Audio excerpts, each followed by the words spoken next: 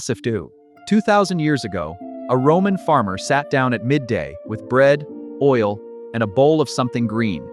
That green paste was Moretum, and it is the ancestor of every herb cheese spread on a modern table. The recipe survives in a Roman farming manual, De Re Rustica, written by Columella around 65 AD. Fresh cheese, olive oil, vinegar, salt, and a bundle of sharp garden herbs, savory, mint, rue, coriander, parsley, even chives. The whole garden went into the bowl. A second recipe, from a poem once credited to Virgil, goes much heavier on garlic. In that poem, a poor farmer named Simulus grows every ingredient in his own small garden plot.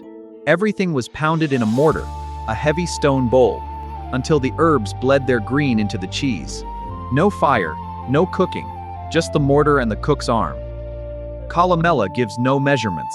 The recipe trusts the cook, exactly like a Roman kitchen.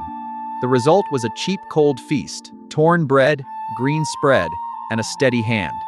Farmhands ate it at noon, and it carried the whole flavor of the garden. And the idea never left. Herb cheese is the ancestor of every modern dairy dip. So next time you spread chive cream cheese, you are eating a 2,000-year-old Roman lunch.